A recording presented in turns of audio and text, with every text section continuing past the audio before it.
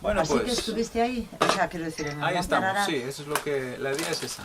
Ahora bueno, voy a presentar la experiencia que tuve allí en las montañas de Ararat.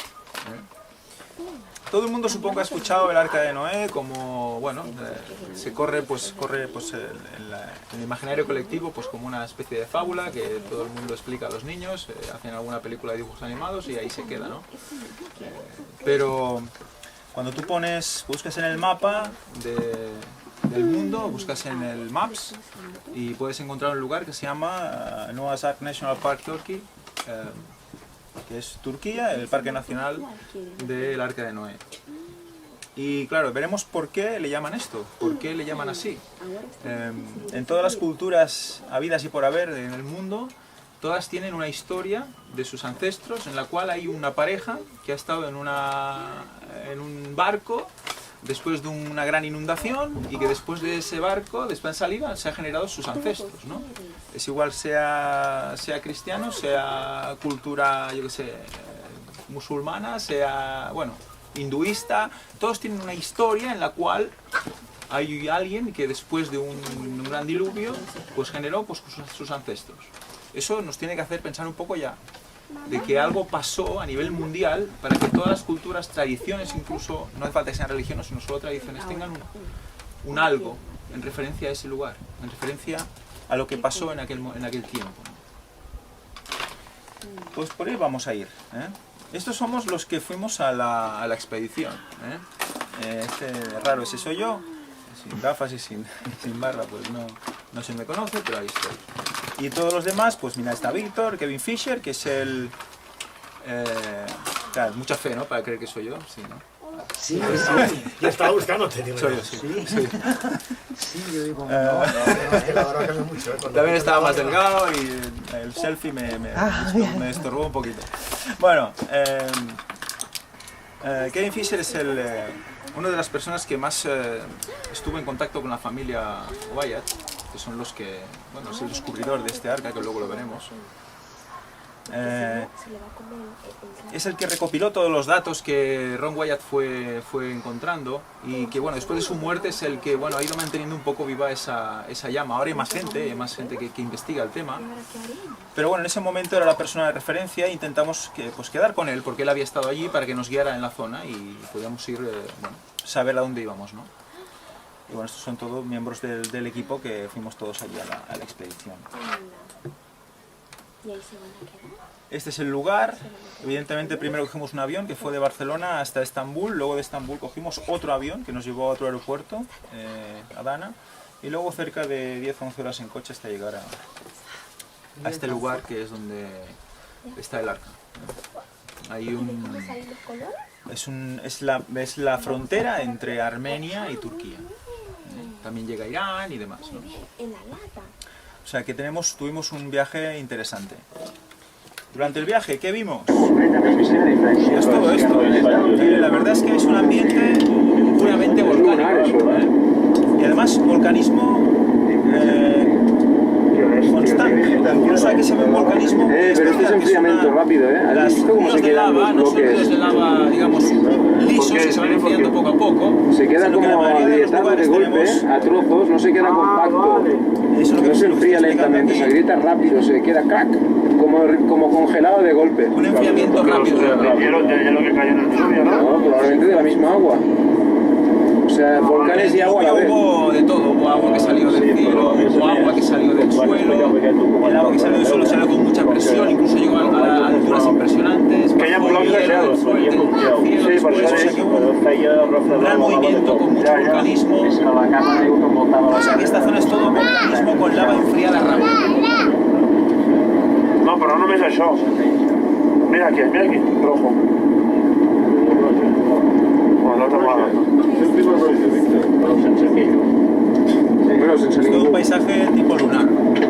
Si alguien está en Lanzarote alguna vez, pues es parecido. Es como si el tiempo no hubiera pasado allí. Es una fotografía de cómo quedó el lugar después de todo el movimiento volcánico de estratos y demás, ¿no? Después llegas a un lugar, este también soy yo, en el cual hay una indicación que dice Arca de Noé. ¿Vale? O sea que si alguien quiere más indicaciones, pues hay un letrerito que te dice Arca de Noé. Entonces ahí ya dices, ¿voy o no voy? ¿No? Pues sí voy. Y este es el nombre en turco, Nuhum Hemishi. Y ahí empieza una carretera muy tortuosa, y es donde empezamos a llegar a ver ya algo que nos era familiar. Estamos llegando. Ya queda muy poquito. Nosotros habíamos conocido esto por internet, no sabíamos Es lo que se ve desde la montaña del Arca. que estamos subiendo ya a la montaña de Rupinar.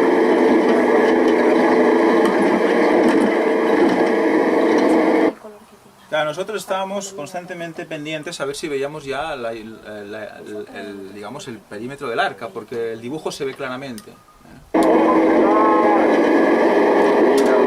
Aquí ya empezamos a ver cosas. ¿Veis?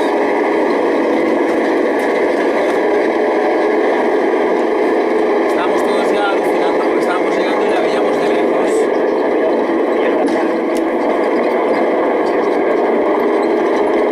Pero en tamaño inmensa, ¿no? Sí, claro.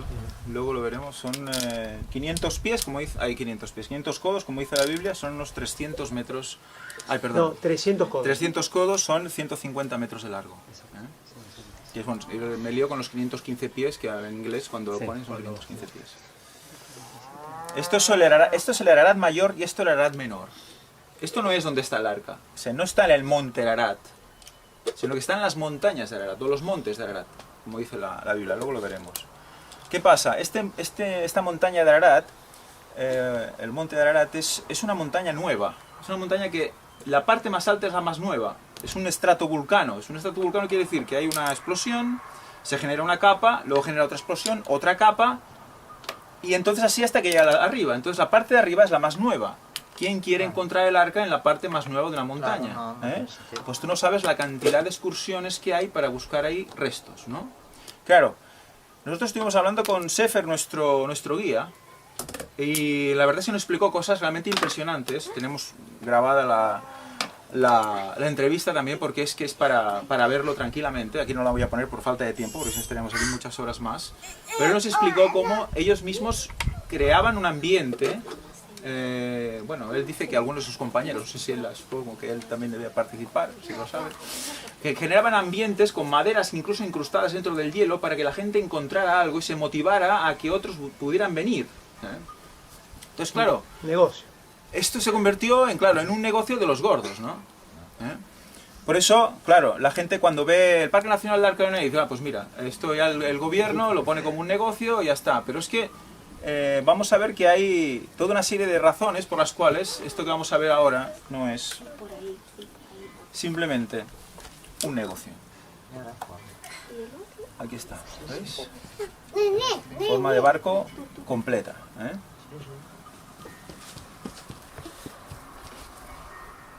Aquí la vemos mejor. Por eso. Fijaros, aquí está el arca y aquí no se ve muy bien, pero este palo blanco de aquí es Kevin Fisher. Kevin Fisher, el compañero que lo visteis que era el más alto del grupo, ¿no? Ese hombre mide 2 metros de altura y es muy grande, es el típico americano grande, ¿eh? Pues bueno, imaginaos las dimensiones, ¿no? 150 metros de punta a punta, las dimensiones de longitud se mantienen exactas, ¿no? Esto es una foto, digamos, así panorámica, para que veáis, estos son los Ararat mayor y menor, y aquí, en esta zona de aquí, tenemos...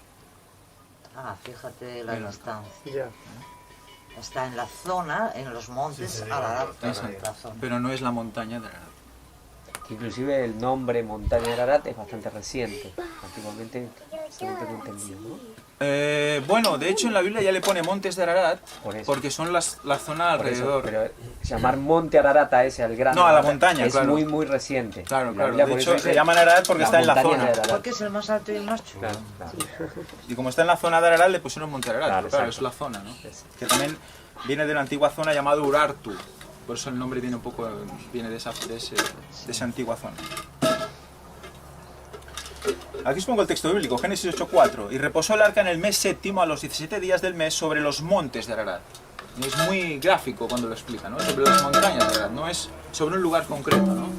Y claro, en ese lugar, esa zona, a 2000 metros de altura, las montañas más antiguas son esas zonas y ahí te encuentras el arca, ¿no? Aquí vemos simplemente una...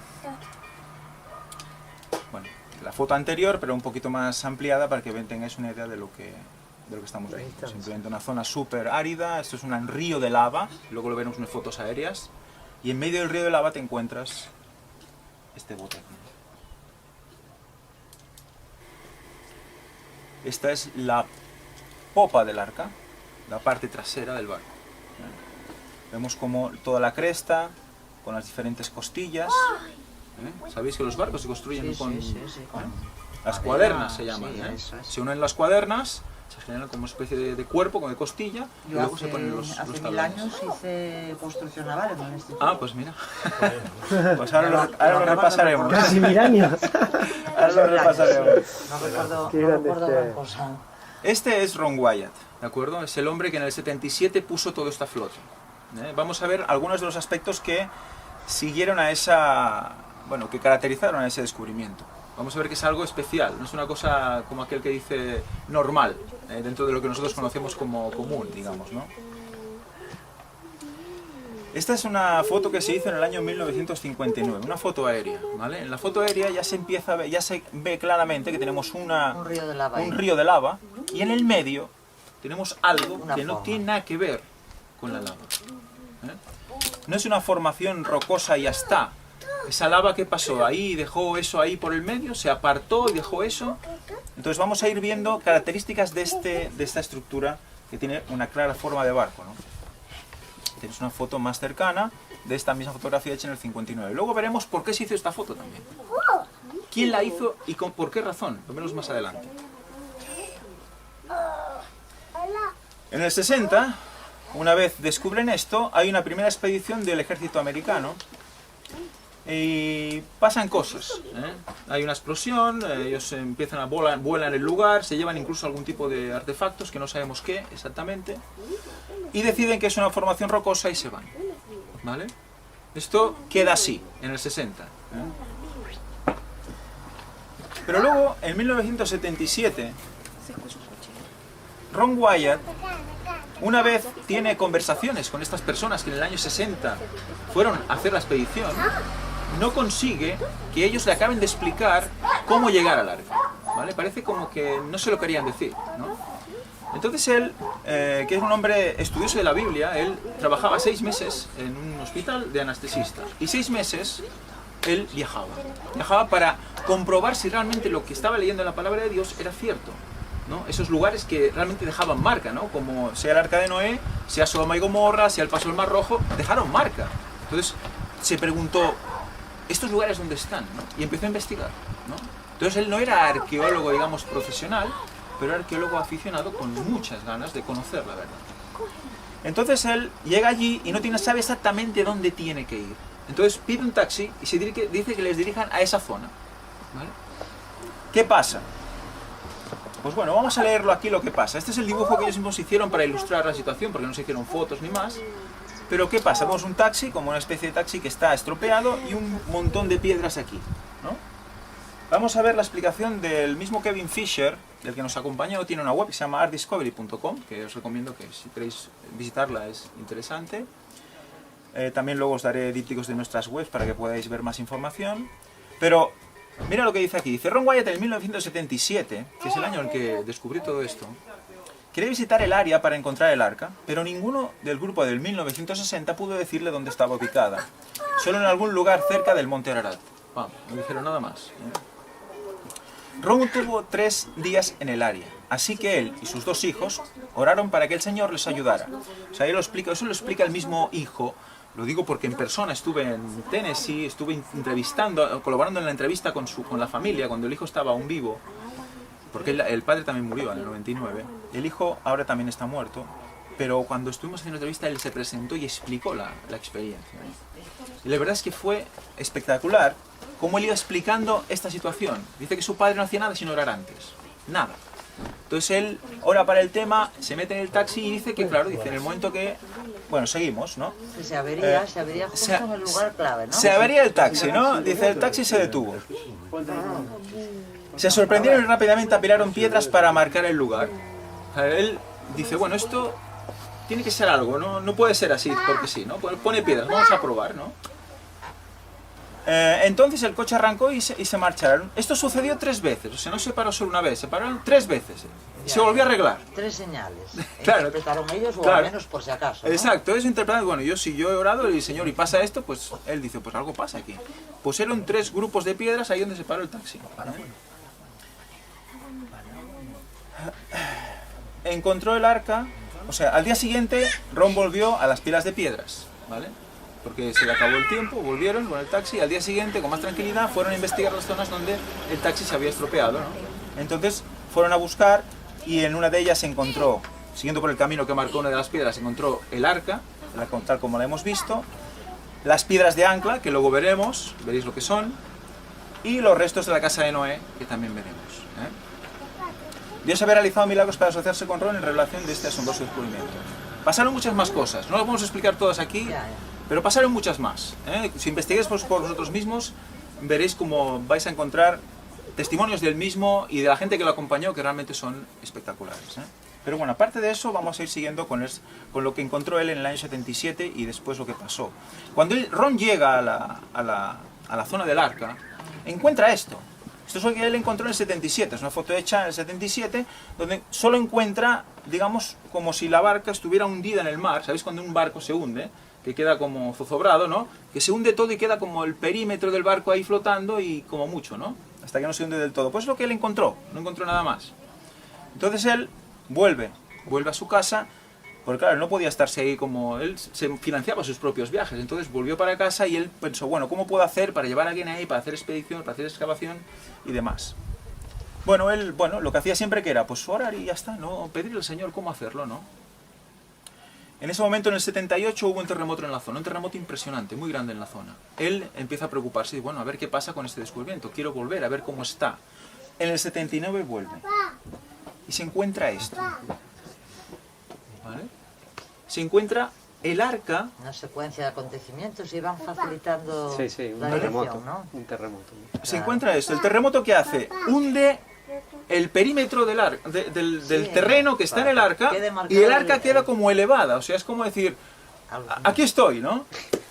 Claro, queda la parte de popa, toda la parte de popa. La parte de proa aún queda, digamos, más o menos a nivel. Aunque hay desnivel, porque estuvimos allí y realmente hay algo de desnivel, pero donde hay más desnivel es la parte de popa. Y queda al descubierto, digamos, toda la parte del costillar, todo el lateral del barco. Hola. Claro, aquí empiezan a verse todo de costillas. ¿Qué pasó? Luego ellos, pues bueno, esta es aquí la comparativa, ¿no? Es que claramente parece como que se da a ver, ¿no? Encuentran toda una serie de negativos en la pared, ¿no? ¿Ese es Ron Wyatt de la foto? No lo sé, pero la foto es de la época, no sé decirte si es el mismo. Entonces, ¿qué pasa?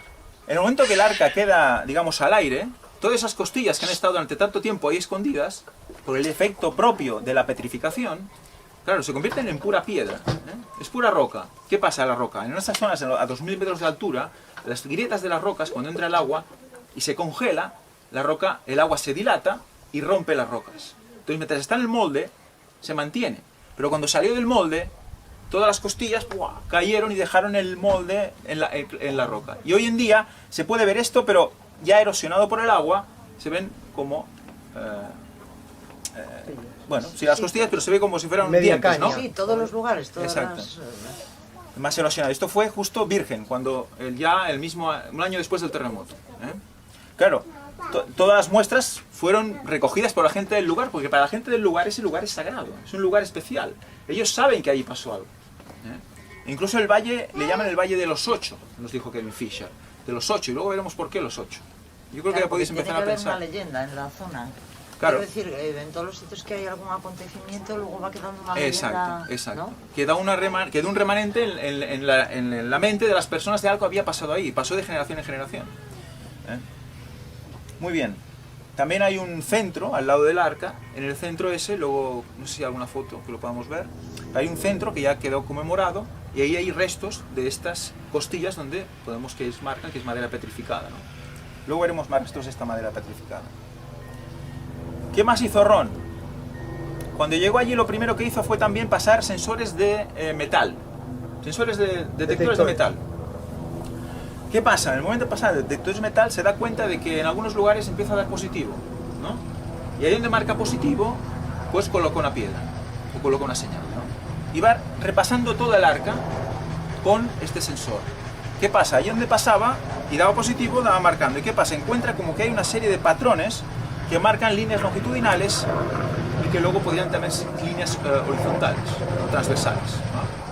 ¿Qué pasa? En estos momentos, ¿qué tenemos aquí? Tenemos como una especie de compartimentos marcados como por metales. Entonces, claro, ¿qué pasa aquí? ¿Por qué marca positivo? Entonces encontraron que había toda una serie.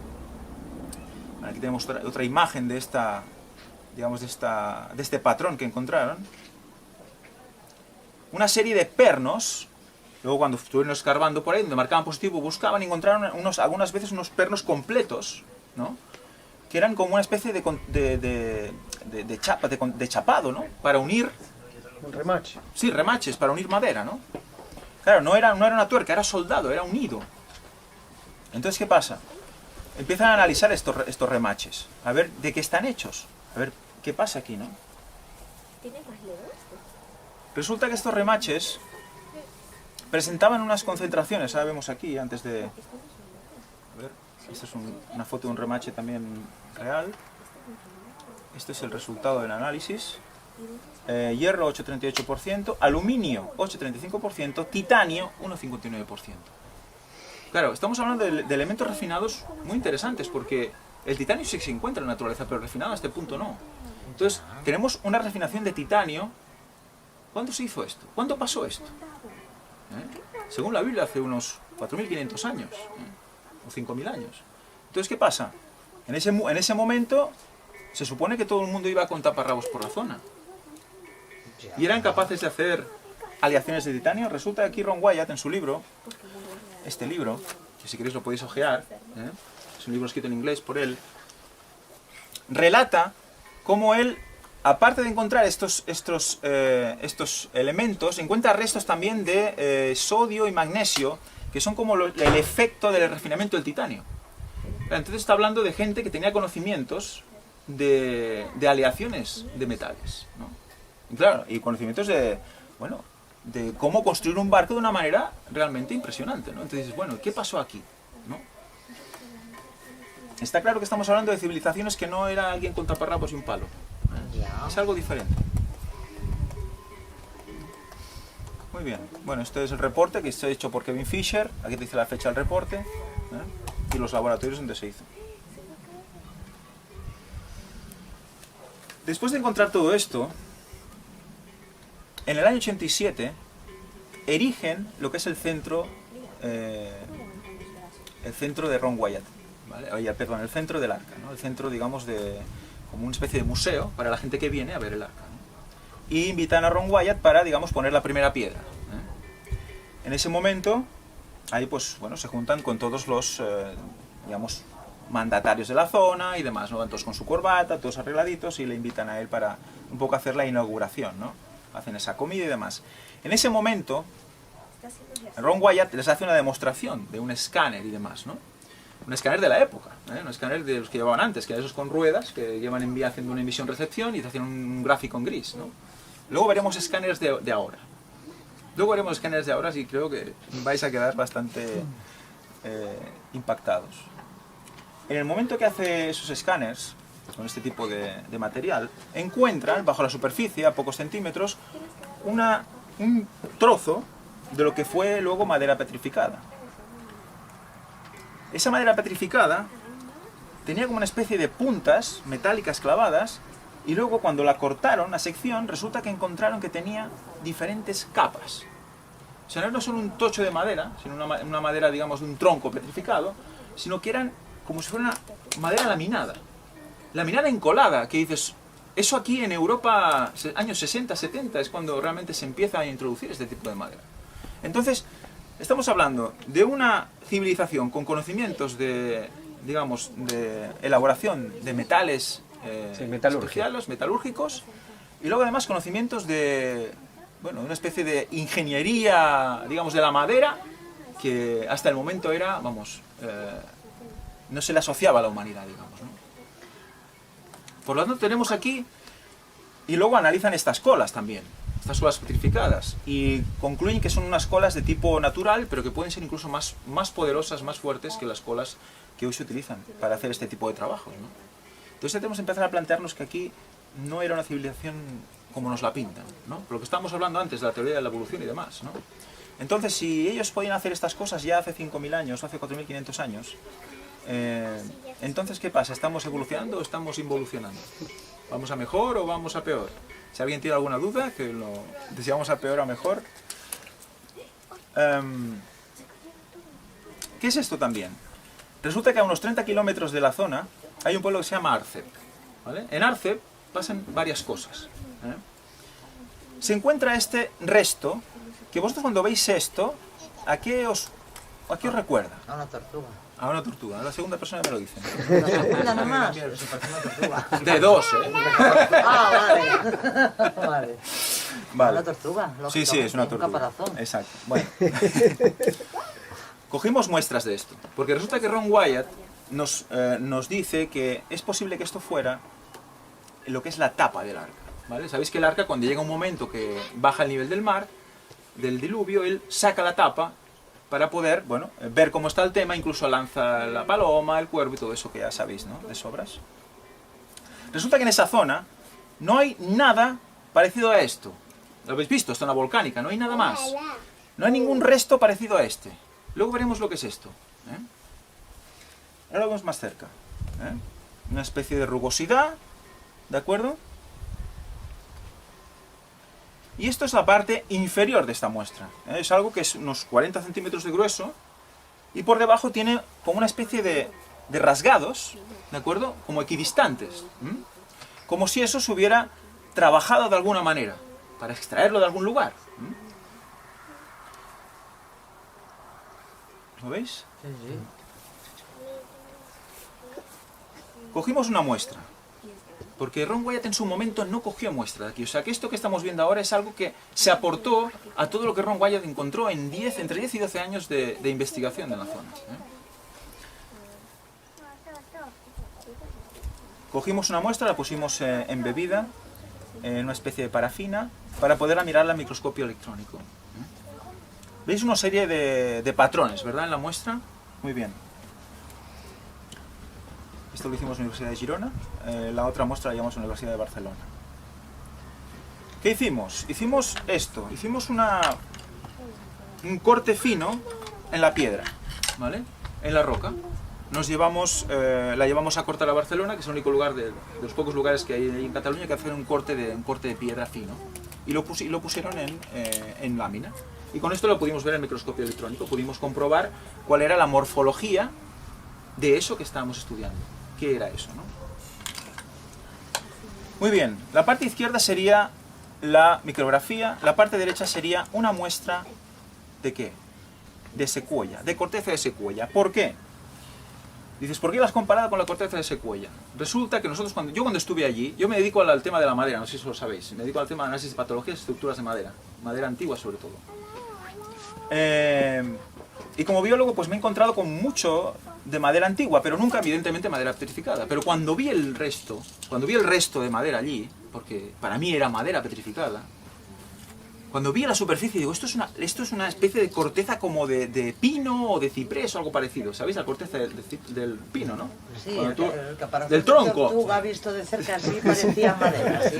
Bueno, de hecho, cuando ves ahí ves que no es un caparazón, es completamente una sección del mismo grosor completamente, que tiene una ligera curva, ¿vale? No tiene una curva así, la tortuga sería algo así, ¿no? Pues tiene una curva muy ligera, ¿no? Con lo cual un árbol Pedazo de tronco. Claro, imagínate, si tú cierras ese círculo tienes un árbol de cuántos metros de diámetro, ¿no?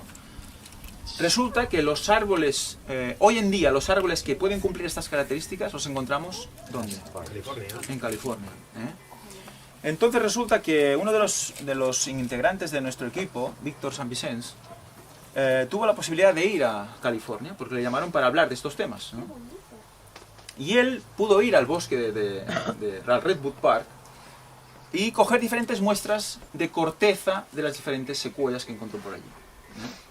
Porque nosotros cuando lo vimos ya pensamos en la posibilidad de que fuera corteza, porque dices, bueno, si es secuoya, porque antes ya habíamos hecho un estudio previo, creíamos, bueno, esto por las características que tiene el Redwood Park, porque siempre llega niebla, el crecimiento constante del árbol, eso nos recordaba mucho a lo que describe la Biblia, que era el ambiente que había en el tiempo antediluviano. Y justamente en esa zona es donde están los árboles más largos, más altos y más grandes. Entonces, era demasiada coincidencia. Empezamos a trabajar con esta hipótesis. Entonces él trajo muestras de corteza de ese tipo de árboles, ¿no? Cuando los ponemos al microscopio, vemos que hay un patrón que se repite en las dos muestras, ¿eh? Esto es a nivel, digamos, macroscópico, y esto es a nivel ya de micro, de lupa. Vemos que siempre hay unos patrones longitudinales seguidos de patrones verticales como con puntitas, ¿no? Entonces tenemos, ¿qué pasa en las cortezas de secuoya? Tenemos patrones como capas de corteza que se van sobreponiendo. Resulta que la secuoya hoy en día puede tener hasta 1 metro de profundidad, la corteza. Hasta 1 metro de profundidad, solo la corteza, ¿eh? Por lo tanto, no debe extrañar que lo que veamos ahí fuera todo corteza, ¿no?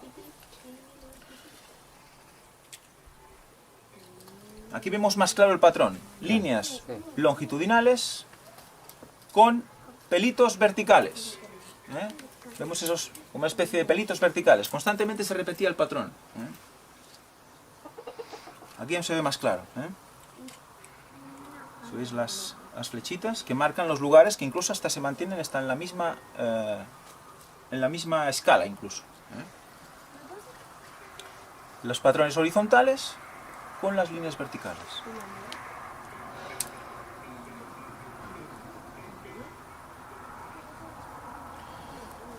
Esta versión, esta es una secuoya de la costa y es la que más me llamó la atención porque su corteza, es una secuoya muy joven, tiene una corteza muy pequeña, me llamó la atención porque su distribución era muy parecida a la que nos traíamos desde Arcep de Turquía. Claro, ahí en Turquía no tienes ni un árbol, en esa zona no hay ni un árbol, ¿eh? Entonces, ¿qué hacía una corteza de secuoya petrificada en medio de una zona volcánica en Turquía, Armenia? Pues eso es lo que nos llamó más la atención y a Ron Wyatt también. Por eso elaboró esta teoría de que era la tapa del arca. Nosotros, para confirmar, cogimos muestra y llegamos a la misma conclusión, es que tenemos corteza de secuoya. Claro, si nosotros tenemos corteza de secuoya y el arca mide 150 metros de largo, tenemos que tener unos árboles realmente impresionantes que nos hagan toda la curvatura para hacer el casco del barco, por ejemplo, ¿no? Entonces, ya empezamos a ver cómo eran los árboles entonces, ¿no? Sabemos que los árboles antes eran más grandes, sabemos que los animales eran más grandes. ¿Y los hombres? Eran más grandes. Así me gusta. Es que tenemos que trabajar con lógica, porque si trabajamos con lógica nos quedamos en la ilógica. No, mira, los árboles muy grandes, los animales muy grandes, los hombres eran así y se los comían a todos. Por eso estamos aquí, ¿no? Pues ahí es donde... Y vamos a ver más cosas al respecto, ¿eh? La verdad es que todo va cuadrando cuando tú vas viendo las pruebas a donde te llevan, no hay más, ¿eh? Vale, no hay problema. No, como lo vamos a subir ya te pasaremos el vídeo. Lo traería don Javier aquí, pero bueno, sé que está imposibilitado. Venga, hasta luego. Otro texto bíblico, el segundo, Génesis 6:14, dice: haz un arca de madera de gofer, harás aposentos en el arca. Hemos visto que había líneas horizontales, líneas verticales, por lo tanto, ¿qué tenemos? Habitaciones. Tenemos una especie de compartimentos. Camas, ¿no? sí. Entonces, tenemos un barco con compartimentos, con una madera que dice la Biblia que es de gofer. Dice, y la calafatera es con brea por dentro y por fuera. Resulta que esa muestra que Ron Wyatt encontró, ¿la viste qué color era? Era un color rojizo. Resulta que estaba cubierta de una especie de cobertura como de resina, ¿no? Pues esto es lo que era la brea. La brea, no sé si aquí se ha hecho algo, Sí, si tienes antiguamente hornos de brea, hornos Sí, de pez, sí. que le llamaban también, que era dejar que el árbol se fuera como, digamos, licuando en un horno y salía pues esa brea que luego se usaba incluso también para calfatear barcos aquí. Quiero recordar que alguna vez se había hecho. Muy bien, por dentro y por fuera, para evitar que el agua pudiera entrar, ¿no? Muy bien, pues esta madera de gofer. ¿Qué era el gofer? Pues si tú vamos a diccionarios bíblicos, donde podemos encontrar la palabra en hebreo, nos habla de qué es este gofer, ¿no? ¿Qué nos dice? Aparentemente Ciprés. Ciprés. ¿Qué pasa? ¿La secuoya qué es? No es más que un ciprés gigante. Porque es una cupresácea, es el grupo de las cupresáceas. Si tú miras una secuoya de lejos, cosa que es muy difícil porque mide 100 y pico metros de alto, hay imágenes de dron de las secuoyas, verás que es eso, ¿eh? Es un ciprés, pero es inmenso. Claro, es de la misma familia, pero de los de antes, ¿eh? Un gran mega ciprés, ¿eh? Por lo tanto, todo nos va cuadrando, todo nos va llevando a eso, ¿no? A que estamos ante algo realmente impresionante. Esto es lo que es una secuoya, hoy. ¿Eh? Este es el señor que está posando para ver la proporción, ¿no? Entonces tenemos, ¿cómo serían los hombres entonces antes para cortar estos árboles? Para dominarlos, para serrarlos. Sí, bastante más grandes. Bastantes más grandes, ¿verdad? Pues ahí estamos, ¿no? Y no estaba ni Husqvarna ni Stihl como ahora, ¿no? Nada, nada. Bueno, no sabemos lo que utilizaban, ¿eh? Claro. No sabemos qué herramientas usaban, porque, bueno, eran gente de otra mente, de otra fuerza, no sé qué usaban. Sí. Pero bueno, vamos a ir Tenía viendo. muchas piedras. Y con las piedras hacen cosas. Sí, sí, sí. Gracias. Muy bien, una curiosidad. Piña de secuoya. ¿Eh? Arriba tenemos lo que es un clavo de la piña, ¿no? ¿Sabéis? Las piñas tienen clavos, las piñas normales tienen como clavos y martillos, le llaman, ¿no? Porque tienen lo que guardan los piñones, cuando tú lo miras, tienen forma como de clavo así cuadrado o de alargado rectangular como martillo, le llaman clavo martillo. Las secuoyas lo tienen todo en forma así, en forma de esta, como especie de hoja, ¿no? Vale. Pues mira qué casualidad que resulta que si tú miras el arca tal cual la vemos desde satélite hoy en día, que es esto de aquí, resulta que tú ves las hojas, los clavos de la secuoya, de la fruta, hasta nos marca hasta la forma que tiene el arca hoy en día. Es una curiosidad muy interesante, parece como que el Señor nos dijera, mira, ves este arca, está aquí, está hecha con esta madera, ¿eh? Atentos, ¿no? Esto de aquí, que veis aquí de color blanco, es lo único que desentona de todo el resto, ¿eh? Y ves que a partir de ese punto, aquí que se hace como más ancha. Resulta que el arca no cayó exactamente en ese lugar, sino un poquito más arriba. Y cuando el volcán erupcionó, que es cuando veis ese río de lava que estaba dibujado, se llevó el arca y el arca quedó incrustada aquí. Roca, algo, ¿no? Quedó incrustada en la roca, por un lado. Al chocar en la roca, se abrió de la parte de inercia, que es esta de aquí. ¿Entendéis, no? Pega fuerte y esta parte se abre. Y es la que es más ancha. Esta es más estrecha, esta es más ancha. Esta mantiene cierta simetría, esta no. Esta es la popa, la proa.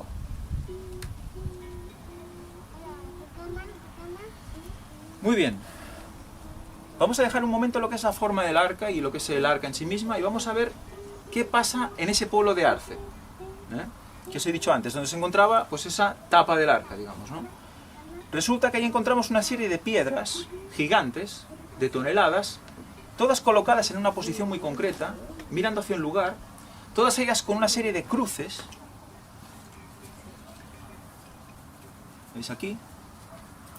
Y que aquí, bueno, veis que esta está acabada como en un círculo, ¿verdad? Las otras no lo tienen, ¿eh? Porque ha sido sesgado, veis que falta un trocito, ¿verdad? Es la parte más débil de la piedra. Entonces, alguna vez fue tirada, fue caída, esa es la parte que se rompe antes, ¿eh? Entonces, hay una que aún mantiene eso. ¿Qué es eso? ¿Qué es esta piedra? 5 toneladas de piedra. ¿Qué hace ahí? 2 metros y pico. Todas más o menos de una medida parecida, similar, y con un agujerito encima. Vamos a escuchar, a ver. El agujero no es un cilindro perfecto, es más estrecho del centro,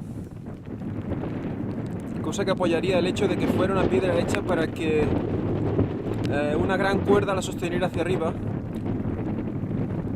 sin que al tocar el borde se partiera la cuerda por el peso.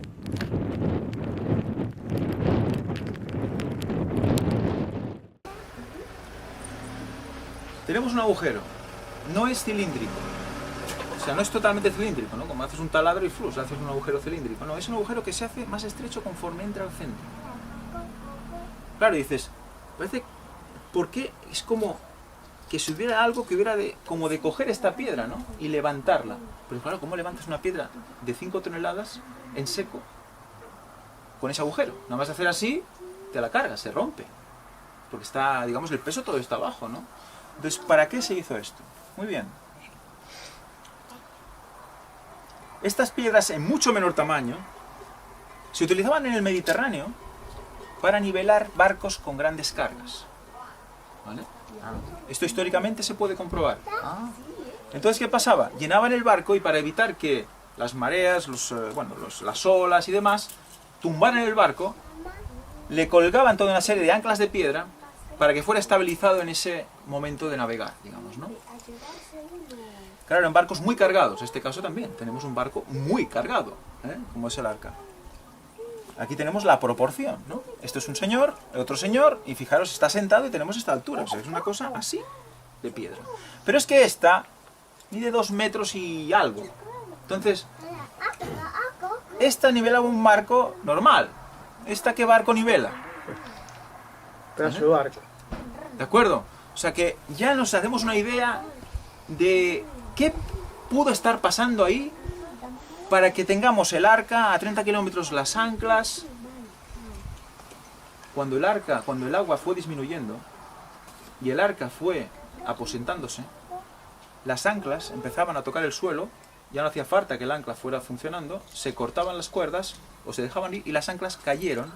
Y se ve que, incluso ahora lo vemos en un mapa, las anclas como que se fueron disgregando, acercándose al arca, ¿no? Pero muchas cayeron en un lugar solo, como si ya fuera el momento de dejar que la barca pues fuera aposentando, ya a unos 30 kilómetros de donde está el arca ahora. Ahora veremos un mapa. Pero aquí tenemos, por ejemplo, un ejemplo de diferentes piedras de ancla usadas para estos efectos. Y aquí esta piedra de ancla impresionante aquí. Esto de las 8 cruces ahora lo veremos. Estas son restos de otras anclas que estaban en la zona. Todas con cruces. Todas con cruces. Y bueno, ¿qué hacen estas cruces armenias aquí? Hay una de estas que tiene un factor diferencial. ¿Cuál? La última parece, ¿no? La última, ¿verdad? ¿Qué tenemos aquí? Eso podría ser la Torre de Babel, parece. Lo has dicho tú, yo no lo he dicho, lo has dicho tú.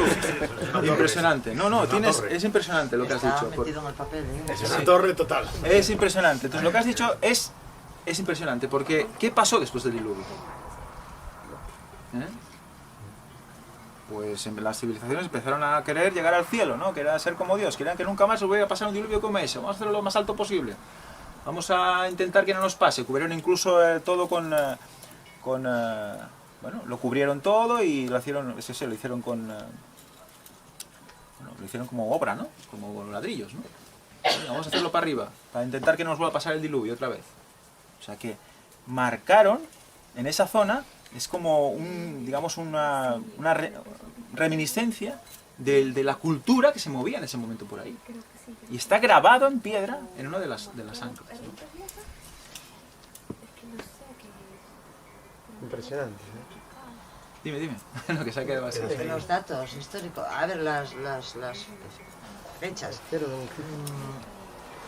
¿Cómo iban a llevar una torre de Babel en un ancla? No, una torre de Babel no. Bueno, esto es posterior. O sea, las piedras caen. Pero luego las civilizaciones que viven ahí Vale. Graban. son las que marcan el lugar. Me había perdido. Sería el monumento de la época, ¿no? Diciendo, Claro, bueno, tú imagínate como que... si ahora en una piedra haces la Torre Eiffel, digo, ¿no? Claro. Sí, exactamente. Y queda marcado que la Torre Eiffel es actual en este momento. Claro, como No, de ahí venimos, de la Torre de Babel. Sí, y es como una especie también, los que hacían la torre de Babel muy a favor de Noé no estaban, ¿no? Entonces eran un poco, venían de Cam, del que no, vamos, del que no... Bueno, era el linaje. El linaje, ¿no? Eran los que no estaban, pues bueno, iban en contra de lo que Dios decía que había que hacer. Y querían volver a instaurar lo que había antes del diluvio. Entonces que es como una especie también de decir, bueno, aquí nosotros mandamos, ¿no? Marco la piedra con la torre de Babel, ¿no? Es una especie de, bueno, marco el territorio. Pero también te da una idea de que en esa zona hubo todo esto, ¿no? A posterior. Claro, claro. O sea, es una zona, digamos, ya te digo, para la zona, para la gente de allí es una zona especial, una zona sagrada, ¿no? Y vamos a ver cuánto de sagrada. Vamos a ver cuánto de sagrada. Muy bien, en un lugar tenemos todas esas, digamos, piedras, ¿no? Todas esas piedras de ancla. Pero resulta que Kevin nos dice, ahí arriba, lejos, ahí en aquella montañita dice, hay otra, ¿no? Vamos a verla. ¿No? Fuimos a verla. Y es esta, ¿vale? Aquí tenemos que esta piedra pues fue tumbada, cuando se tumba pues se le rompe la parte de arriba, como a todas, ¿no? Y veis aquí el medio círculo, que lo acabo yo de hacer con la mano para que veáis que había otro círculo de otra piedra de ancla, ¿no? Pues resulta que esta piedra de ancla tiene un dato muy curioso, es que tiene 8 cruces. Una mayor, una mediana y luego otras 6 más pequeñas. ¿Por qué? Pues era la familia de Moisés que lo ponía... Bueno, de Moisés, de Noé. Medio tiempo a leer. De Noé, pero sí. Padre, madre y todos los hijos, ¿no? Y las nueras. Bueno, hijos y nueras, 3 hijos y 3 nueras. Claro, es muy interesante esto porque es como que justo en esa... O sea, todas las que estaban en Arce estaban mirando hacia esa zona. Y esta miraba hacia ellas. Y en esa zona donde estaba esta, había toda una serie de como cimentación de piedra, como si hubiera habido algo ahí, una especie de, sea ermita, sea alguna edificación ahí, como para conmemorar algo, ¿no? E incluso encontraron restos de, nosotros mismos encontramos restos de porcelanas y de cosas como ahí, si hubiera habido algo, ¿no? Y justo ahí encuentras la roca, la piedra de ancla con las 8 cruces. ¿Qué quieres decir? ¿Que era la lápida donde...? Era, bueno, más que la lápida era como una especie de adoración, ¿no? Una especie de decir, todas las piedras mirando para allá, ¿no? ¿Pero por qué? Porque resulta que todo esto, está aquí el arca, aquí está todo lo que estamos hablando ahora, Arce, ¿no? Este es el arca, este es el pueblo con las anclas. Resulta que esta zona de aquí, este es el pueblo, con las anclas están aquí, esta es la ancla de las 8 cruces, el pueblo, y aquí hay un cementerio antiguo, donde encontramos también piedras grandes con cruces. En las entrevistas que hicimos a las personas del lugar, nos explicaron que sus abuelos habían bajado esas piedras del cementerio. O sea que se habían usado esas piedras especiales, con cruces, como lápidas, un lugar especial, sagrado, porque sabían que ahí había pasado algo especial. Del cielo habían caído esas anclas, para entender. En el lugar en el cual, como que volvías otra vez al cielo, digamos, ¿no? Eso era un lugar sagrado, un cementerio antiguo, armenio. Entonces, claro, qué curioso que sea todo pues una especie como de adoración, una especie de consagración de la zona, ¿eh? Y todo dirigido a un ancla que es como que marca los 8, digamos, ¿no? De donde venimos, digamos, ¿no? ¿Entendéis? Un poco por dónde va el tema. Sí, sí. Los armenios siempre presumen un poco, ¿no? Que somos la primera civilización cristiana, ¿no? Como que son los... ¿no? Bueno, pues...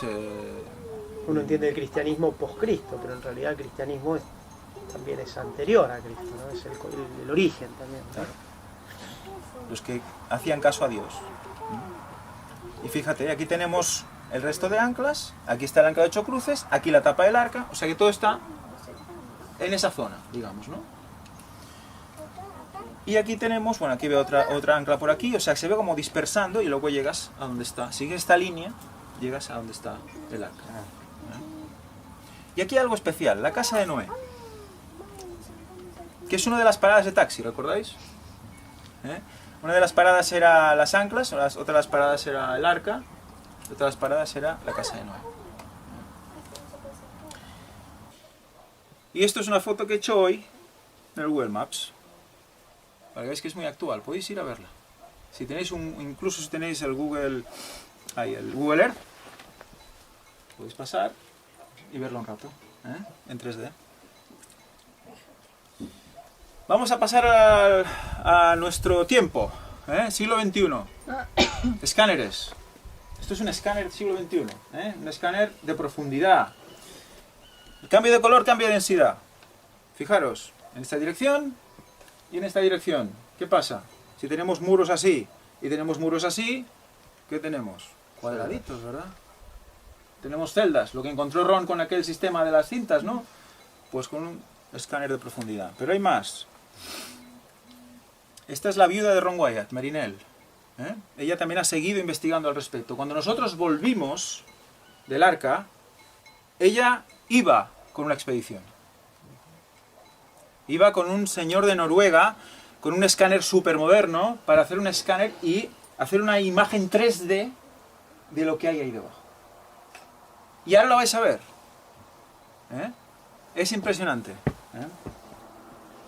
Este es el señor Larsen, que es el que hizo el noruego. Bueno, este es Nueva Zelanda. Este hizo parte de los escáneres también. Estos son los resultados en corte. Tenemos a nivel longitudinal una especie de como que entra la quilla hacia adentro. Aquí es donde está la roca que lo engancha. Y aquí vemos algo muy interesante, que son estas protusiones equidistantes, que al pasar el escáner por encima de la superficie encontraron como una especie de troncos, como cambios de densidad, porque claro, las quillas se tienen que unir con pasantes paralelos para que haya una cubierta, ¿no? Pues encuentran esto, la costilla y los travesaños que unían la superficie de la cubierta. Y esto no es todo, hay más. Esta es la imagen de la parte escondida del arca. Fijaros, un cuerpo totalmente de quilla. Eso está debajo de la superficie. Es realmente... no hay palabras. Y esto es un corte de uno de los escáneres. Fijaros. ¿Veis algo? Sí, el casco. ¿Habéis visto? ¿Qué pasada? Son costillas, son las cuadernas. Es impresionante. Eso es un barco petrificado que mide, como dice la Biblia que mide, que está donde dice la Biblia que está. ¿Qué he hecho? Muchos te habrán dicho que se parece a las costillas esas de arriba, ¿no? A la cadera montañosa esa que hay arriba de todo. Ya, no es esto, es esto. No, ya lo sé, pero muchos habrán dicho. Muchos se creen que es arriba. Ya. ¿Y qué? No, lo de arriba, a ver, Víctor tiene su teoría. Se parece mucho a unas montañas que tenemos allí en Montserrat. ¿Habéis oído hablar de las montañas en Montserrat? Cataluña, Barcelona. Las montañas de Montserrat son muy especiales, ¿vale? Incluso allí se dice que ha habido avistamientos de ovni, hay gente que se va a suicidar allí porque dice que de allí va al cielo, hay gente que, bueno, ven luces, y ven luces de verdad, los días 11, bueno, todo eso, si queréis comprender un poco más, os aconsejo, luego os daré unos dípticos, ir a las webs, ver sobre el tema de puertas dimensionales, vais a ver cosas impresionantes que tienen su explicación y es bueno saberlo. Y claro, dices, ¿por qué justo en esas zonas que tienen esas mismas morfologías no pasan estas cosas? Pues posiblemente estén emulando o imitando un lugar sagrado, porque este lugar lo es para ellos, ¿no? Y ahora me gustaría darle a play y no lo consigo. Algo he hecho. A ver. Voy a ver aquí. Mike, le preguntarem sobre les llums que es veien. Este es Hassan, ¿vale? Hassan creo que ya ha muerto, pobre. Creo que ha muerto, pobre. Pero no está aquí, ¿no? No, bueno, es que oí algo, no sé si era él o no. Bueno, Hassan, resulta que Hassan se autodenomina a él el guardián del arca. Y él, aquí donde lo veis, tiene de estar ahí de toda su vida, desde que es pequeño. Hay un pueblo al lado de ese lugar, es su propiedad además, entonces es de un sobrino suyo, me dijo, de un tío suyo, toda la propiedad. Entonces el arca está en su jardín, ¿vale? Entonces él siempre ha vivido ahí, es un pueblecito que hay al lado y ha visto todo lo que se puede ver ahí, al respecto de ese lugar. Él vivió la avenida de Ron, vivió la avenida de los americanos que vinieron antes de Ron, que vinieron los americanos también, después de la foto que hicieron aérea y tal. Ahora veremos, son 3 minutos, veremos por qué vinieron los americanos a hacer fotos aquí y por qué vinieron y se llevaron cosas de aquí. Vamos a ver. Ahí vaya, otra vez, no me entero. Le preguntarem sobre les llums que es veien... Sí. Li preguntarem sobre les llums que es veien anys enrere. Castellà. Vale. Le preguntará sobre las luces que se veían en el arca hace años, por la noche. He said, look at me. Primero. او عشقا بودو ایوار به حرو سرگرمی همه ساها پرویت کرد. He said, look like there was a light on the ark always turning. Es como si hubiese una luz en el arca dando vueltas sobre el arca. Agu. Ve millet çoğu deri gündüz ışık yoktur. Akşam oldu mu ışık yanıyor. Millet gidiyor ışık kaybolur. Acaba ya bu nedir? Bir hazen bir ziyaret bir nedir? Öyle ben bilgi verdim. Ondan sonra Türk Hava Kuvvetleri'ne bir pilot geldi. Onu fotoğrafı çektiler. Beni çağırdılar. Ben gittim oraya. Burada bir şey varmış. Ben doğrudur. İşte ne oldu? Ben vallahi akşam yanırdı, gündüz sönürdü. Ama şimdi gemi kepçe dedi, gemi meydan çıktı. İşte orada kayboldu gitti. O gemiden önce oldu ne? Gemide kepçeden önce. Before the ark, he saw some lighting. He saw some lighting turning around to ark point. Before the ark was here? Before the ark. Before the ark was found. Yeah. Before ark, there was the found from the village, and he saw that. After they talking this story to air forecast in the America. They telling the pilot, and we see also they calling the gendarme, everybody, you know, like governor. The military. Yeah, military. They see very strange lamp on the arc point. After they came here, they searching. Then they see it is the ark. The Americans came here. Americans came here too. Yeah, 1960 and 77. Devam edeyim mi? Ya lo tengo malamente, ¿eh? Can you stand over here? He's looking away from the camera. He's messing things up. Amerikalı gelenler bak. İşte Ron White. Ron White.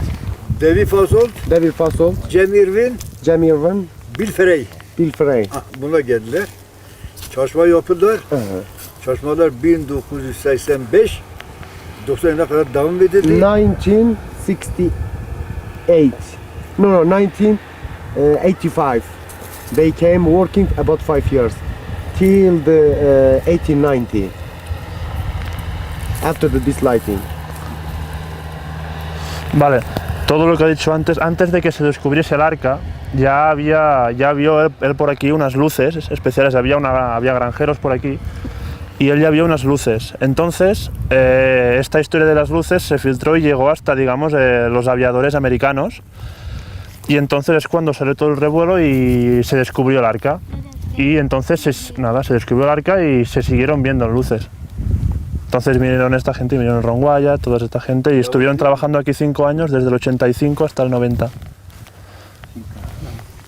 What color were these lights that you saw at night?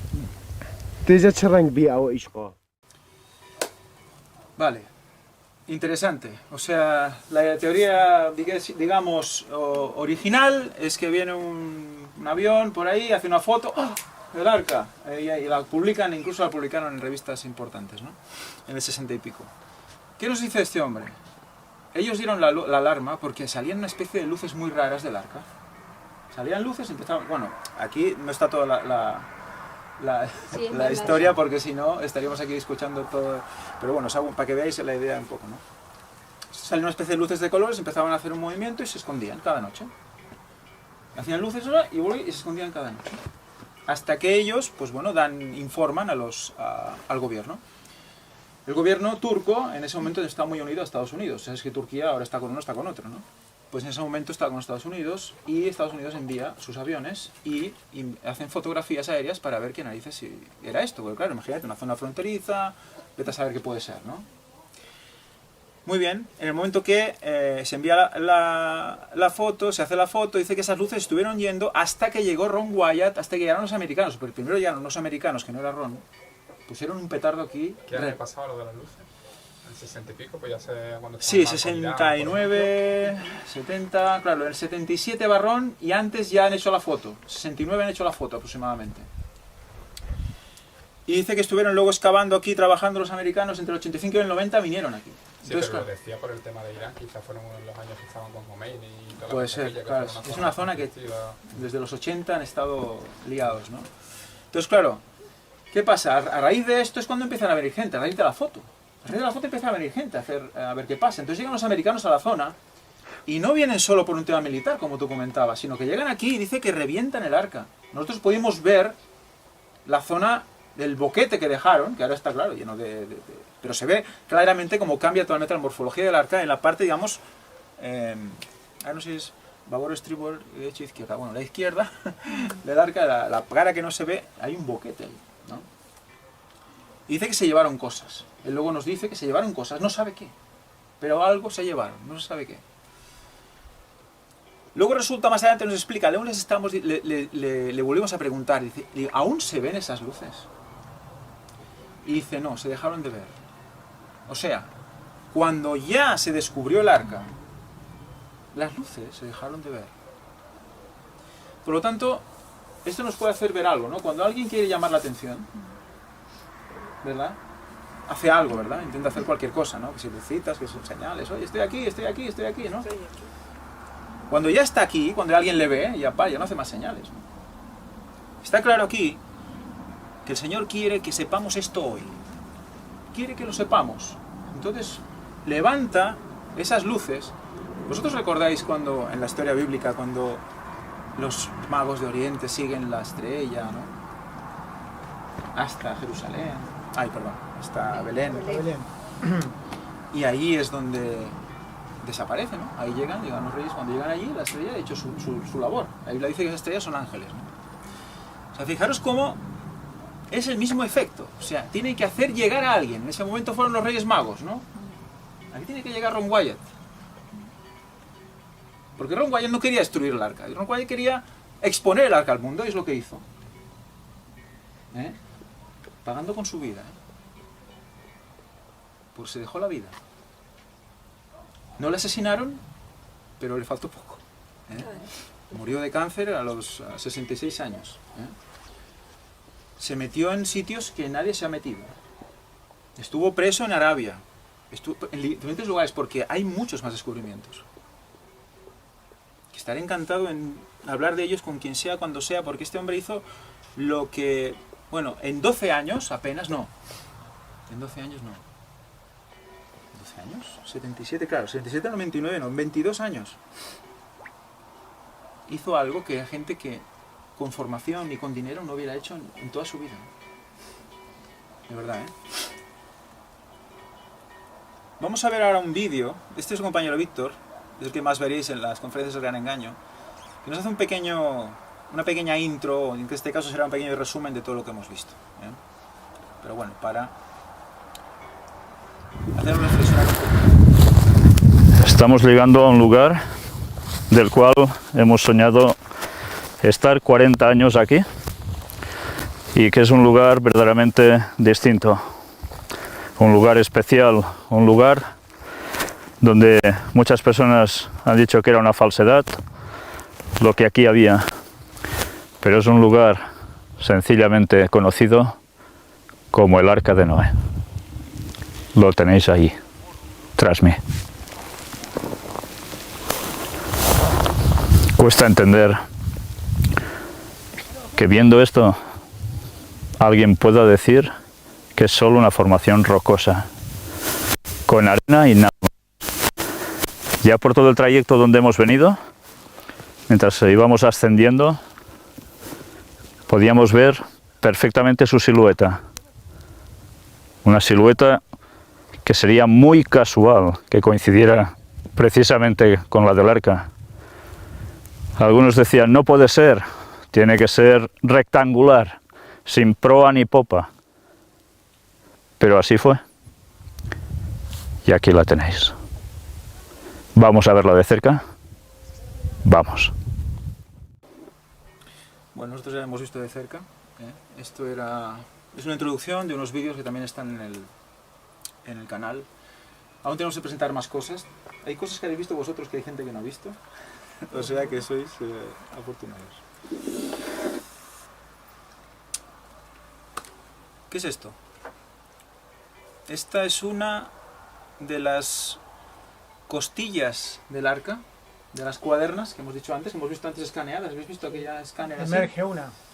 Quedó una como separada de la quilla, separada del barco, y ahí se aguanta. Y la verdad es que es espectacular. Cuando vas ahí y la ves en vivo es espectacular. Es inmenso. Es que es impresionante lo grande que es. Esta es una foto desde la proa y este es el lugar donde quedó incrustada. Estamos ya dentro del arca, visto desde la proa. Pero el arca está allí todavía, Sí, la han sí, respetado, no la... Es que el gobierno no deja tocarla. Ah, muy bien.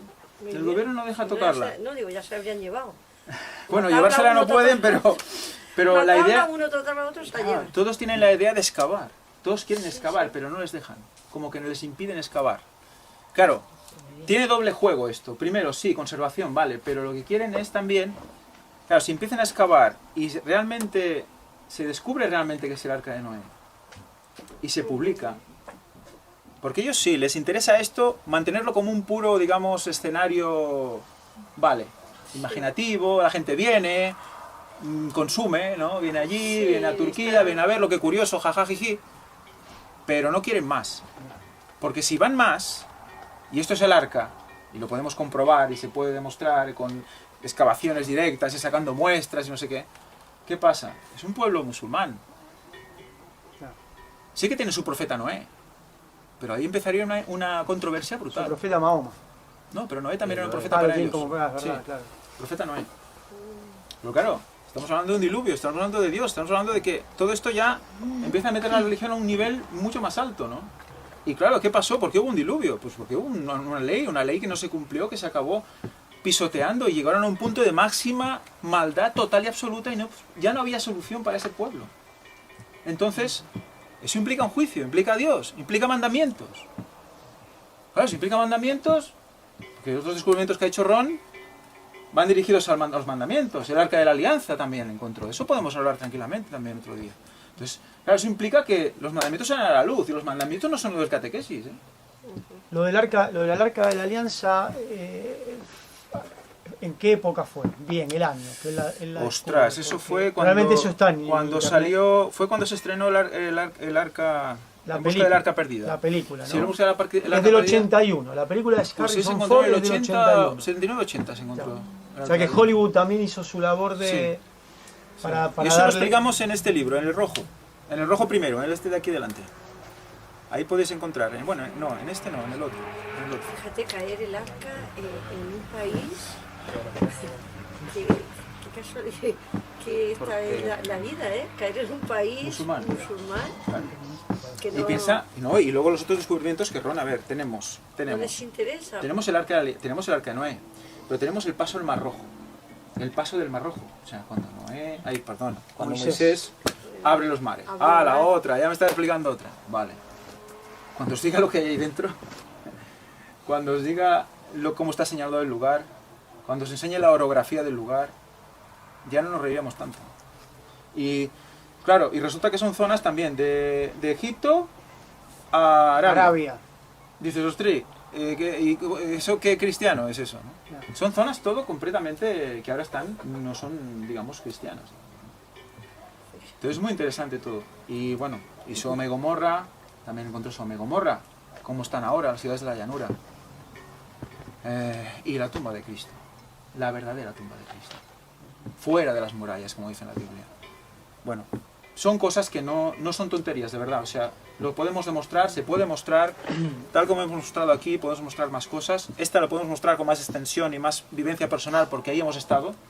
En los otros lugares aún no hemos estado. Claro, yo pensaba que el Arca de Noé, pues que Noé la construyó, pues eso, pues con sus maderas y no con el de clavos ni todas esas cosas, sino pues como se podría hacer entonces, ¿no? Lo que era la madera y la cuerda o cualquier cosa. Con tus propias manos ir haciendo, ¿no? Claro. Tú fíjate que esta construcción que tiene 200 años, 250, no usaron clavos, está toda encastrada.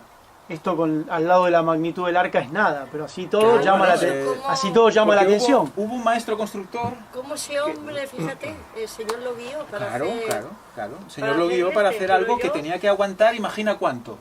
Aún estamos, mira, han pasado 5.000 años y una lo podemos... pregunta, ¿por qué tiene forma de buque? Eso encalló ahí, pero ¿de dónde partió? Es que estaba hecho, como viste lo de las anclas, ¿no? Estaba hecho para mantenerse a flote. Para pesar mucho y mantenerse a flote. O sea, que Y no andar mucho tampoco. Se hizo ahí mismo. No, se cree que se hizo más abajo, cerca de la zona del Éufrates, al este del Éufrates. A 1000 Claro, se levantó, pero claro, empezó a moverse. Claro, es que piensa una cosa, no es tuvo que mover. se levantó por el diluvio, las aguas se movieron, ¿no? Y luego cuando volvió a bajar... Tenía forma de buque. Sí, para tenía forma de navegar. buque, sí. Para romper olas, supongo, para, yo qué sé. Pero sí, no para navegar, estaba hecho para estar mantenerse. quieto. Sí, Para mantenerse. para mantenerse, para Lo que intentar no bucarse. La gente de a pie dice, ¿cómo hizo para meter todas las especies animales en una cosa de 150 metros? Que sería de aquí hasta la casa de Pablo, ¿no? Más o menos. 150 metros por 15 de alto. 3 pisos. Hombre, sí, había así. Ya 15 de alto es interesante. 30 codos, ¿eh? Las jirafas las Creo que metían era así más 30. El alto, escáner porque no se da esa... Falta un poco la parte de abajo porque Ron decía jirafa dice, la jirafa. No, además Que se digo cree... las jirafas que las meterían en un Sí, sitio para que Y no los, se haga así. los insectos, mucho me No, preguntan. también se cree Hombre. que Noé eligió, o fueron animales como crías, Claro. tipo crías, para que también hubiera más espacio y demás.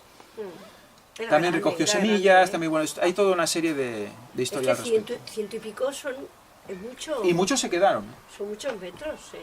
los dinosaurios se quedaron. Y también podríamos hablar de por qué. Porque eran ya demasiado grandes. ¿no? Eran demasiado grandes y no eran del todo creación de Dios. Es. Hay mucha cosa ahí. Ahí el diluvio, cuando se da, es porque las personas que estaban allí, como hemos dicho antes, 4 metros, muy inteligentes, ¿no? Muy longevos. Muy longevos, según la Biblia. pues tenían mucha capacidad. Entonces, claro, esa capacidad para el mal. Claro. Entonces, cuando Cristo dice, como en los días de Noé, será la venida del Hijo del Hombre, ¿no? Como en los días de Noé vendré, ¿no? O sea, cuando yo vuelva, será como cuando en los días de Noé. Entonces, ¿qué estamos viendo ahora? Ingeniería genética.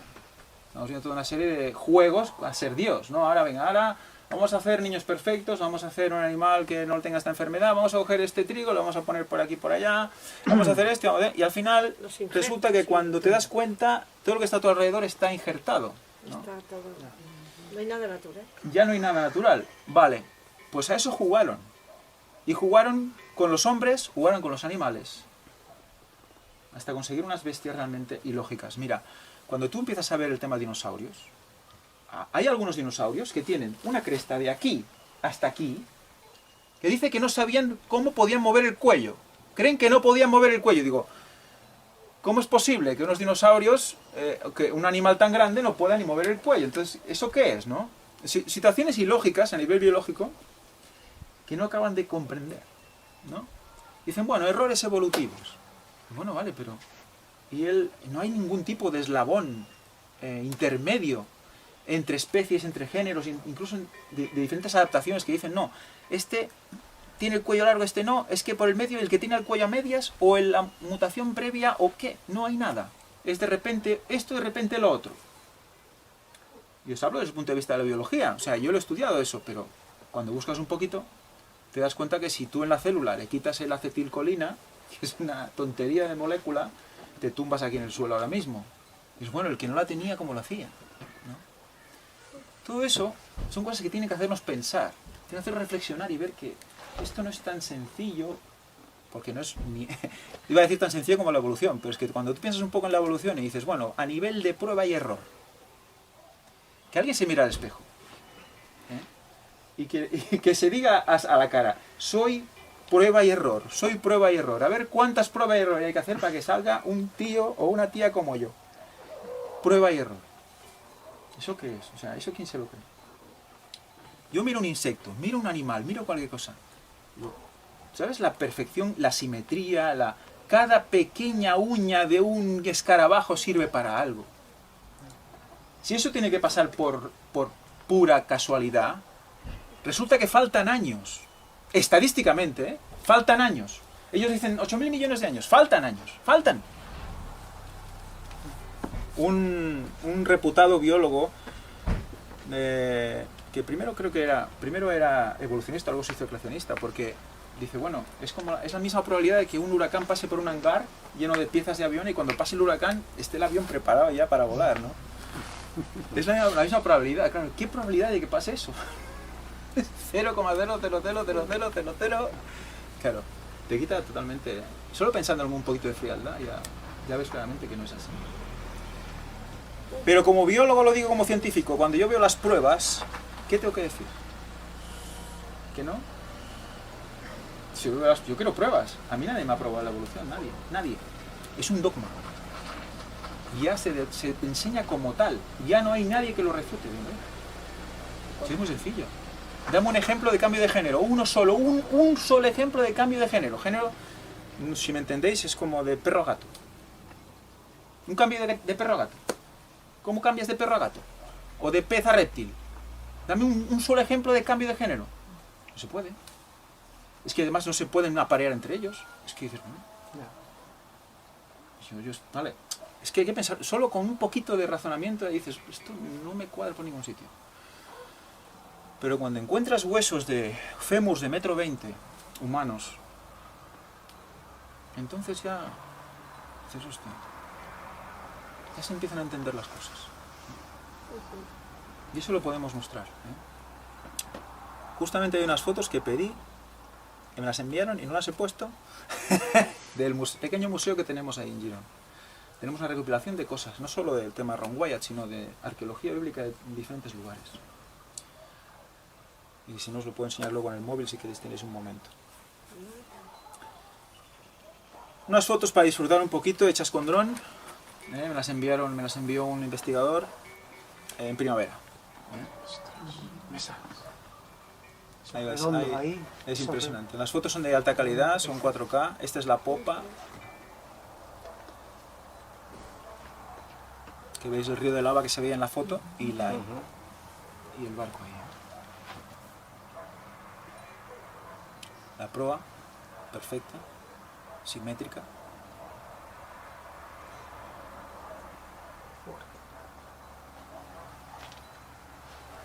Y se ve claramente como el terremoto rompió por aquí y bajó la placa y dejó al descubierto el arca.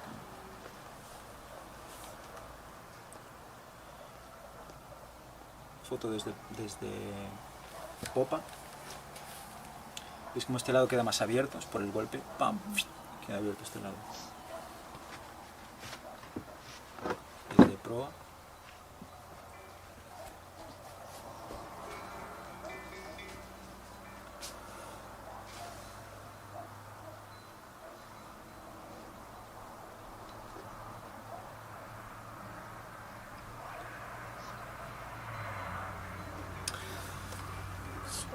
Y hasta aquí el arca. Interesante, sí. Si tenéis alguna pregunta o... Un aplauso, ¿no? No, un aplauso, no.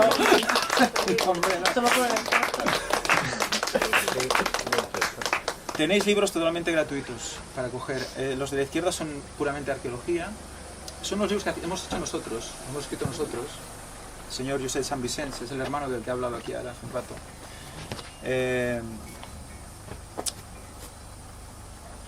Ha hecho el primero que hizo fue el rojo de la derecha, que es sobre lo que estamos viviendo hoy en día, ¿vale?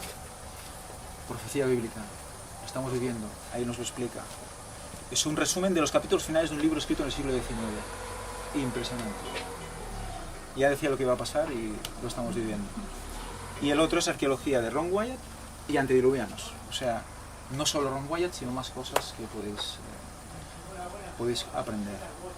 Son resúmenes, o sea, no esperéis ver gran cantidad de datos, pero son resúmenes. Si queréis ver más cosas, tengo también dípticos, podéis entrar en la web, hay cantidad de diapositivas, cantidad de conferencias, podéis ver los temas que os interesen más, hay temas antediluvianos, hay temas de puertas dimensionales, hay temas de noticias de actualidad con relación con la profecía, hay estudios bíblicos por si queréis profundizar y ver más sobre la Biblia y ver qué realmente es, ver una idea real de lo que es la Biblia, porque está muy machacada, está muy pisada, entonces vamos directamente al texto, incluso estudiamos el texto hebreo, estudiamos el texto griego,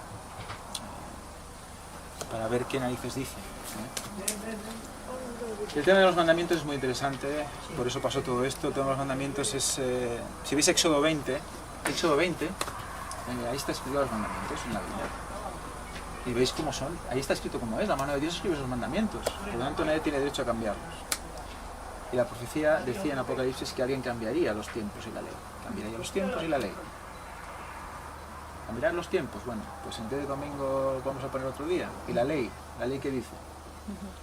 El sábado es el día de reposo. Lo dice el cuarto mandamiento. Entonces todo eso son cosas que evidentemente no se quieren saber. Yo es que ahí en eso del día de reposo tengo ahí mi duda. Bueno, es la palabra de Dios, tú lo lees y lo Claro. Es que si empiezas a contar el lunes, martes, miércoles, pues, ¿cuándo es? Nos han educado así. Y si cambias en el S, pues ya está otra vez. ¿Y los americanos por qué hacen Sunday, Monday, Tuesday, Wednesday? Empiezan por el domingo. Pues eso te digo. Pues eso te digo, que cada uno empieza. Fíjate. No, mira, Sunday, claro. Sunday, por ejemplo, Sunday, los americanos ponen Sunday, o los ingleses Sunday, sí, el día del sol. Sí, es cierto que ya la educación y la ESA nos han educado y cuesta mucho. Sí, cuesta mucho. Es que claro, el Vaticano se ha ocupado de eso, es su trabajo, es que además está en la profecía. Sí, Vaticano, las monjas, y los bueno, padres, claro. El Vaticano tiene muchas ramas, ¿no? Y claro, llegas al final y al final es el cura de turno, la monja de turno, que te ha explicado todo eso, y el colegio ha sido cristiano, católico. Y el colegio, y los padres, y los toma padres, y claro, y toma la vida. Comunión, y toma esto, y ya la. Sí. Si te fijas, al final es pura tradición. Cuando tú empiezas a mirar un poquito, ves que ni tienes que hacer la comunión, ni tienes que hacer según qué cosas. Bueno, esto. ¿Y el bautismo cómo va? Pues no va así tampoco. Bueno, el bautismo es que ya... Va de otra manera. Mira, Cristo tenía 33 años cuando se bautizó. En la comunión sí es cierto que los chiquillos ya hoy día ya eligen ya, menos mal. Porque ella dice que yo no quiero tomar la comunión, que me ha visto como un payaso y voy a estar todo el día. A mí que me den los regalos. Exacto. Claro, se ha corrompido todo tanto que al final es, bueno, claro, vamos a hacerlo esto para comer, vamos a cenar. Dice, a mí que me den los regalos, que yo no quiero que me vistas así. Bueno, las niñas son aún sí, les gusta más, pero los chiquillos cuando los ves así de marineros y de todo esto dice, bueno, que ya llegan los días de disfraz. El tema es que pero la hay muchas cosas que son verdad que también la tradición han llevado a que las cuenten como fábula y leyenda. Y el diluvio es uno, la creación y todo. Entonces, al final todo en un ramo de Hombre, parábolas. Yo lo del diluvio, para una lección. ahora mismo el arca, pues digo, oye, pues mira, yo no había escuchado eso de que la habían encontrado y todo eso. O sea, pero yo sé que eso, claro, eso... Si está escrito en el Génesis es por algo. Está, pero claro, lo que vamos eso de las comuniones y todo eso, pues sí, pero el bautismo ya es que eso ya... Apaga y vámonos. Cógete a un niño que no tiene ni idea ni quién es, ni qué es, ni que existe. Y lo esto, sí. Lo bautizas y dices, ay, ha aceptado a Dios ese niño. No, es que lo tienes que bautizar. Y si no, la imposición esa de, oye, que ha nacido y no te dejaban sacarlo a la calle. A mí, mi madre, yo no podía sacar a mis hijas a la calle hasta que no estuvieran bautizadas. Porque claro, no era de eso. Es una lucha. Y si se moría una criatura, ya sabes dónde iba. Al limbo. Al purgatorio. El purgatorio, el limbo y toda esa historia. Digo, todo fíjate. Eso, claro. Y luego tú buscas purgatorio en la Biblia. O sea que lo del... pero que lo de las comuniones, dices, bueno, vale, pero eso menudo miedo. Claro, la gente y menuda empieza historia de pensar que si que tienes una criaturica pequeña... Una misa para que si suba un poquito más arriba, no sé qué. Sí. Y esa, bueno, me parece, eso sí que ahí yo vi una película, era el Luterio, me parece. Lutero, sí. O Lutero. Bueno, cuando vi esa película, eso que estaba el pobrecito y que si subía no sé cuánto, sí que le diera dinero para las misas y él, que él era tan católico, y cómo se dio cuenta de todo eso. Era así. Es que pobrecito. Él tuvo, O sea, él tuvo que luchar contra, bueno, contra el Vaticano en la cara y eso... Contra todo. Contra todo. Y Contra eso le todo, valió o sea, muerte, eso. no de él, pero sí de muchos los que estaban a su lado. Sí, sí. Muchos murieron en la cruz, quemados. Y el sufrimiento, yo, fíjate, casi más eso era eso, ¿eh? No poder sacar a tu hijo, bueno, yo tuve 3 hijas. Yo no las podía sacar hasta que no estuvieran bautizadas, no podía salir a la calle. Pero en realidad nadie te lo prohibía. Nos ¿Cómo lo habían que no? metido. Yo nací el 28 de agosto y el 30 estaba bautizado. Tenía que obedecer a su madre. Claro, al final era. Nadie te iba a venir a controlar si te bautizaban o no, pero está muy arraigado en la tradición lo que uno iba con la conciencia de que ahí si mi hijo se muere y no claro, sube y encima al cielo... si tu hijo, y encima tu hijo se muere y se va al limbo. ¿Y Claro. entonces qué pasa? ¿No se va con Dios? Ya. Pues el que se va con Dios es tu hijo. La que no te vas a ir vas a ser tú cuando seas grande porque vas a ser una pecadora. Dios no lo puede rechazar solo porque no está bautizado. Pero te lo dicen así, eso, y sí, y es que es así, lo crees y es así. Lo que pasa es que cogen esa... A ver, digamos, el error o el enemigo, Satanás, como quieres llamarlo, nunca va a decir una mentira opuesta a la verdad. Y eso es algo que tenemos que tener ya metido en la cabeza. Igual que como los partidos políticos funciona igual. No te dicen una mentira opuesta a la verdad, te dicen una mentira con mezcla de verdad. Porque si no, no entra. Camuflada, camuflajeada. Imagínate, ahora viene Satanás por aquí con un par de cuernos y una cola y pues salimos corriendo, ¿no? Hombre, claro. Vale, pues así no se presenta. Satanás se presenta como ángel de luz. Una sutileza, con una... Aparentando pues bondad, aparentando tal. Entonces, claro, Sí. hay que bautizarse para estar con el Señor. Pili tuvo un caso hace poco, Si tú una sabes, que se presentó como si una... tú conoces, la Biblia lo dice, una que se bautizaos, presentó como una... venid bautizados y Y era entonces lo estaréis que era, inscritos en ¿no? el libro de la vida. Ahora, si tú te quieres bautizar y te mueres, pero te quieres bautizar porque sabes que pues evidentemente vas con Dios. Cuando Él viene, resucitas y al cielo. Pues claro que sí. Pero claro, tú ya tenías la predisposición de bautizarte. Otra cosa es que digan, no, si no te bautizas literalmente, hasta que no te pase el agua por encima, hombre, entonces ese agua, ¿qué pasa? Ese agua tiene un poder y me va a llevar derecho. No, en realidad el poder es el arrepentimiento de uno, ¿no? Porque Pero por eso que cuando una persona tiene conocimiento y que no... Pero bueno, era lo que también a ellos les habían inculcado, o sea que tampoco... Sí, no, eso no es cuestión de podemos matarles, poner, ¿no? Pero es cuestión de que, ahora que lo sabemos, pues seamos Hombre, libres y estemos tranquilos, claro. ¿no? Ahora sí, ahora sí. Estemos libres, sí, porque lo que pasa es que todos esos extremos han hecho que la gente reniegue absolutamente. Pero si es que has dado en la clave. Has dicho que tenías miedo. De eso se trataba. Sí, de que sí. tuvieras siempre miedo. Claro, y tenías miedo porque decías, madre mía, si ahora cuando nazca mi criatura, si se me muere, Pero ¿dónde va? te ¿Se va a habían ir al impuesto, limbo? o sea, la O sea, tradición esta de católica acérrima, cerrada, Sí.